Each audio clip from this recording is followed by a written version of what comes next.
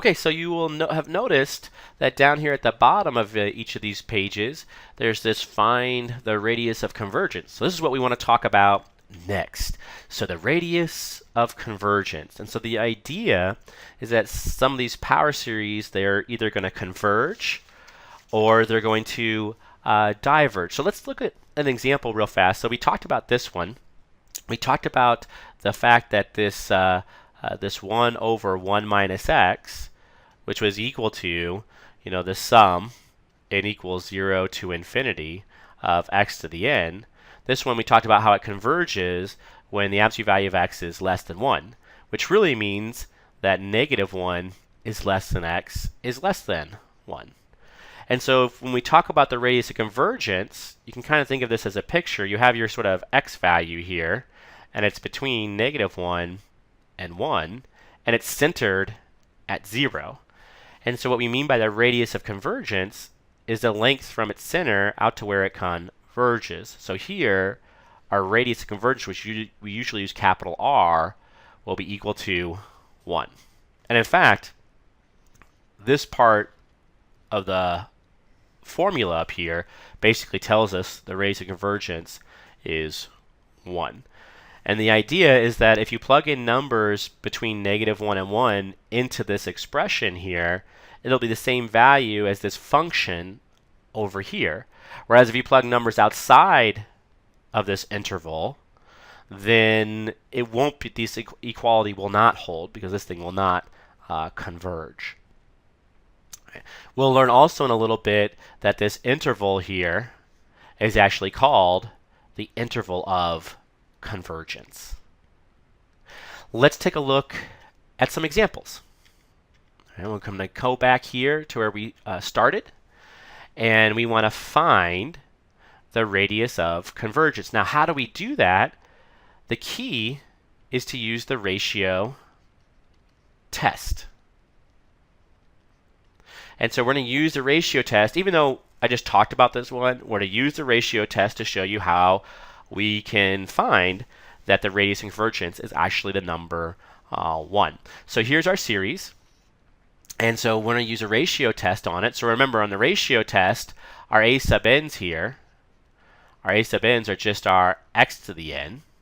And so we're going to take the limit as n goes to infinity of the absolute value of a sub n plus 1 and divide by a sub n.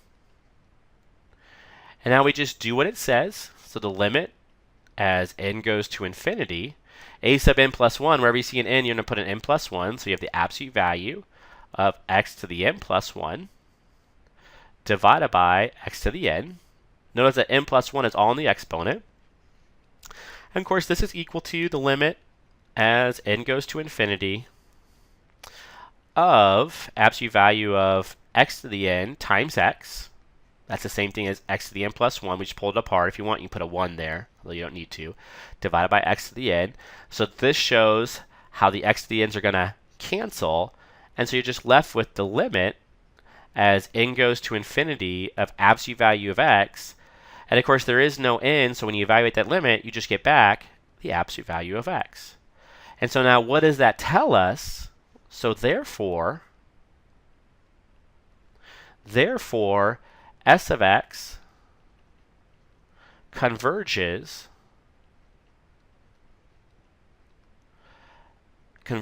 for the absolute value of x less than 1, which implies our r is equal to the number 1, and this is by what? By the ratio test. All right, so step back for a minute and take a look at this. So we ran the ratio test on this power series. We wind up getting the absolute value of x back. And we know the ratio test says if this is less than 1, the series will converge. If it's bigger than 1, the series will diverge. And if it's equal to 1, it's inconclusive. We need to do more tests, basically. So our radius convergence is basically the radius where it's going to converge. And so we know it's going to converge when absolute value of x is less than 1, which implies our radius of convergence is 1. by the ratio test. And again, if you want a picture of this, you can think about where x lives. You're centered at 0, and you have -1 and 1. So clearly, again, our radius of convergence is just the length from the center out to one of the sides of the interval, and so that's just unit 1. Let's look at the next example, because we already knew this one. But let's look at the next one, because it's a little bit trickier. So here's our example here. Our a sub n on this one, or if you like our if you want 2 sub n on this one, is equal to, oh, let's not do that, because that might confuse you guys. So our a sub n on this one, let's just do this. A sub n on this one is, it's terrible. So here, let's just delete that. Our a sub n on this one, of course, is just this term here. So -1 to the n divided by 2 times n, and then x to the 2n. All right, so this one's a little bit tricky. So let's take a look at it. So we're going to come down here. We're going to run the ratio test. So we're going to take the limit as n goes to infinity. Again, write the ratio test down each time, the formula. That way you don't forget it. So a sub n plus 1 divided by a sub n. Even if you feel like, well, I know it. I know it now. It's good to write down every single time, because you need to know it a few months from now, right, on the final. Actually, about a month and a half from now. All right, so let's just do what it says. So limit as n goes to infinity of what? Well, a sub n plus 1, the idea is wherever you see an n, you're going to replace it with an n plus 1. So you have the absolute value. If you want to do this, we'll keep it on there, although you can always drop off the -1 to the n because you're taking the absolute value. But we'll keep it on for fun for right now. And then x 2 times n plus 1, and then divided by 2 times n plus 1. And then that's all divided by just a sub n. So we just copy down the formula now. So -1 to the n, x to the 2n, divided by 2n. Now realize you could have just dropped this off to begin with. This is absolute value, so the negatives just go away basically, or there's just 1 or -1, so you can just drop those off. The positive stuff you can pull on the outside if you want. So this is going to be equal to the limit as n goes to infinity. And I'll keep I'm going to keep it alone. I'll show you here in a minute how this is going to work. So you have absolute value, and then we have x to the 2 times n plus 1 divided by 2 times n plus 1. And of course, when you divide by a fraction, you multiply by the reciprocal, so you have a 2n divided by x to the 2n. And we'll keep the absolute value on there for a little while. I will drop off part of it in a second. But we have to keep it on there because the x's could be positive or negative, really. And so now what's going to happen here is this x to the 2n plus 1 can be rewritten. So you really have the limit as n goes to infinity. And if you like, you can pull out the 2n because it's positive. So I think I'll do that now. So this is what I mean by you kind of get rid of part of the absolute value. I'll pull out the 2n, and I'll pull out the 2n plus 1. Because these are always positive. So 2 times n plus 1. And then inside the absolute value, we have x to the 2n plus 2 divided by x to the 2n on the bottom. So notice there's 2n plus 2 because I just multiplied through here by the 2. And so some of this stuff is going to cancel, like the x to the 2n, x to the 2n is going to cancel. And so I'm going to be left with what? So I have the limit as n goes to infinity. I have 2n on top. I have basically 2n plus 2 on the bottom. And then times the absolute value of, well, I'm just going to be left with an x squared. So I just have x squared. Because, again, x to the 2n's are going to cancel. Remember, this is really x to the 2n on top times x squared. So these two things are going to cancel. And when I run the limit on this, this doesn't change. So it's important that you realize as n changes, this stays exactly the same. The only thing that changes is this thing right here. And as n goes to infinity, this is going to go to 2 over 2, which is 1. So the answer is just going to be the absolute value of x squared. Or if you like, you could write that as the absolute value of x quantity squared. All right, so what now? So therefore, what can we conclude? So therefore, our series S of x converges converges for what? For absolute value of x quantity squared less than 1, which implies, if we take the square root of both sides, realize that this just means the absolute value of x is less than 1, which again implies a radius of convergence for this one, r is just equal to the number 1. And this is by the ratio test. So make sure you tell me the test that you're using here. Okay. What's next? Let's do another one. Now this was both these had radius of convergence r equal to 1. Let's see if we can't find one where our radius of convergence is not equal to 1. So let's look at this example. And again, we'll run the ratio test on it. Our a sub n for this one is equal to 2n over n factorial, x to the n. And so down here, I'm going to run the ratio test. So I have the limit as n goes to infinity of a sub n plus 1 divided by a sub n. And this is the absolute value of that. And I just do what it says. So the limit as n goes to infinity of what? So absolute value, wherever you see an n, you're going to put an n plus 1. So 2 times n plus 1 divided by n plus 1 factorial. And this is all times x to the n plus 1. And then on bottom, what do we have? Now we just have a sub n, so we just copy it down. So it's 2 times n divided by n factorial times x to the n, and that's it. And now we can basically, if you want, multiply by the reciprocal. So it's going to be a limit as n goes to infinity. All the positive stuff stays on can be pulled out to the outside, but the x stuff has to stay on the inside. So if you want, we can rewrite this as 2 times n plus 1 divided by n plus 1 factorial. So I pull that out because that's positive, times, I can do n factorial on top here, divided by 2n. So I multiply by the reciprocal. And then at x sub n is actually on top, so then you have the absolute value of x to the n plus 1 divided by x to the n. And so then this is going to equal, and so we come down here and say, oh, that's the limit as n goes to infinity. And nothing's going to cancel right off. So I'm just going to rewrite these sort of factorials here. So I have 2n plus 1 times n factorial. And on the bottom, remember, n plus 1 factorial is really n plus 1 times n minus 1 times dot dot dot 3 times 2 times 1, which is just n factorial, and then times the 2n. And then this is just the absolute value of x, because remember, x to the n plus 1 is really an x to the n times an x. And so the x to the n's are going to cancel on top and bottom and leave you with the absolute value of x here. And so this is equal to then, we can cancel off these factorials because they're on top and bottom, and we get the limit as n goes to infinity of 2n plus 2 on top, so multiply through by that 2, and n plus 1 times 2n on the bottom.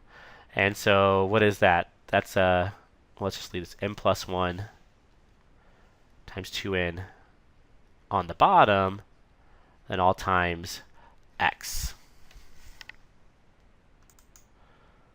And now that I see this, I'm thinking maybe I shouldn't have multiplied by that 2, because this n plus 1 and those 2's are going to cancel. So let me go back here because I didn't see that. So real fast, let's just go here and erase this on top. And let's just rewrite it because I should just cancel out those 2's to begin with. So right here, right down here, let's just rewrite this. Because you see this right here, these 2's, I could have just canceled off right there. I didn't see that to begin with. So I'm just going to cancel them off. And on top, I'm going to write this n plus 1. Right? I have that n plus 1, and I'm going to delete that 2 down there because they should just cancel those off to begin with right there. So let me fix this. And so I have n plus 1, n plus 1, and I have an n here. So what's going to happen is the n plus 1's are going to cancel, and so this is going to equal the limit as n goes to infinity of absolute value of x divided by n. Now think about what's going to happen to this limit here. As n goes to infinity, absolute value of x is just, some number basically, right? It's not really changing. Absolute value of x is fixed. But as n goes to infinity, it gets bigger and bigger and bigger. And so you basically have absolute value of x over infinity, which if you think about that, that's like the number 0. So this one equals 0, so therefore what? So your series s of x, your power series, therefore s of x converges. All right, remember, equal to 0, this is always less than 1. So therefore s of x converges for all x, which implies your r is actually equal to infinity.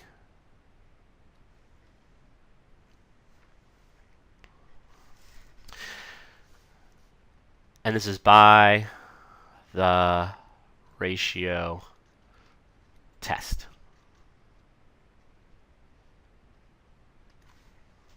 All right, so this is an example where r is infinity. So it's possible for your series, right? So our series here, right? This series right here to converge for all values of x, not just for some values of x.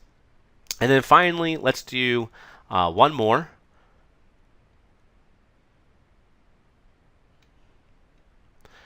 And so what's the next one here? Oh, here's the next one. So here's the next one. Let's do this last one. And so here, let's look at our a sub n's. So what are our a sub n's? Our a sub n's are equal to 5 plus 2n, x minus 3 to the n, all divided by 2 to the n. And so on this one, we're going to find the radius of convergence. Again, we're going to use the ratio test. So we're going to take the limit as n goes to infinity of a sub n plus 1 divided by a sub n. We're taking the absolute value of that. And so what is that equal to? That's going to be equal to the limit as n goes to infinity, the absolute value of, so now wherever we see an n, we're going to plug in an n plus 1.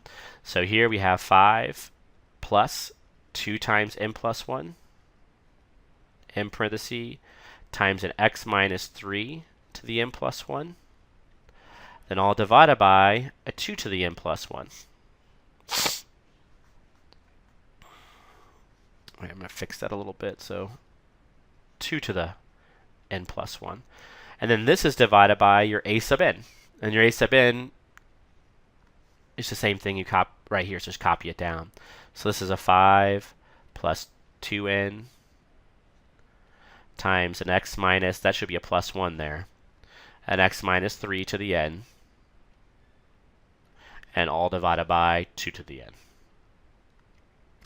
And so again, when you divide by a fraction, you multiply by the reciprocal. So this will equal the limit as n goes to infinity.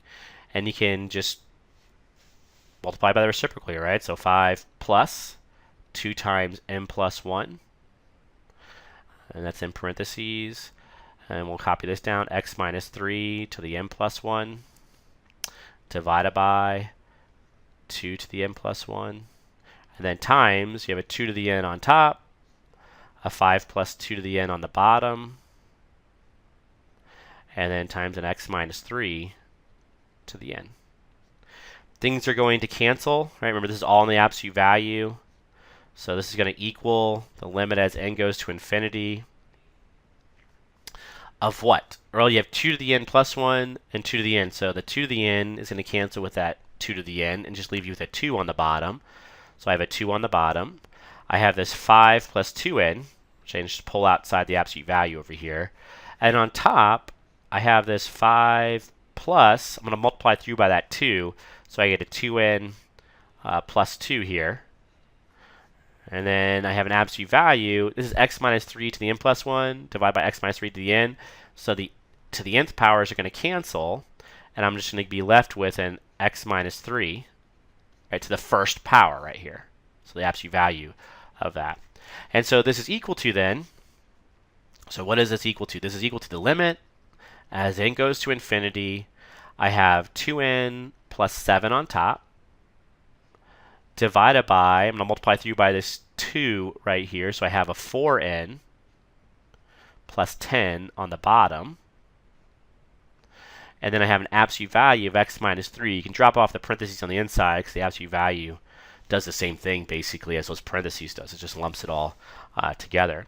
And so when you take this limit, notice, remember, these terms don't matter, right? The only thing that matters on here, on this term, is this 2 over 4 basically, right? So as you go to infinity, the 7 and 10 don't matter. It's just a 2n over 4n.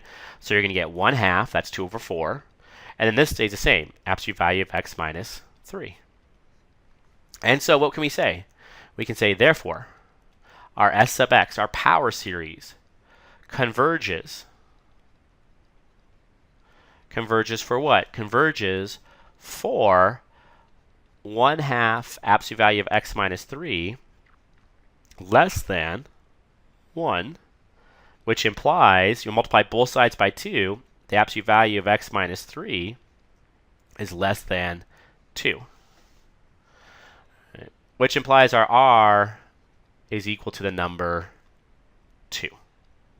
And this, of course, is by the ratio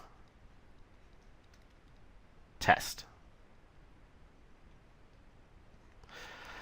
And how do I know my r is equal to 2? Think about what this is saying. Absolute value of x minus 3 is less than 2. This is a series we're doing, which is centered at 3.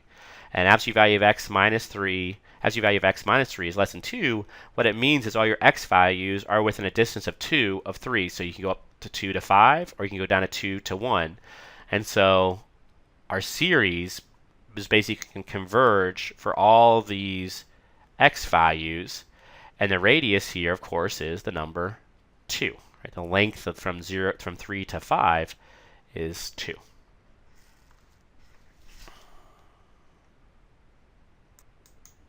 So I haven't shown you the definition for the radius of convergence. So let's take a look at that real quickly here. So here's the definition. So let's just review what we just did. So the definition says the radius of convergence of a power series is given by if r equals 0, which we haven't seen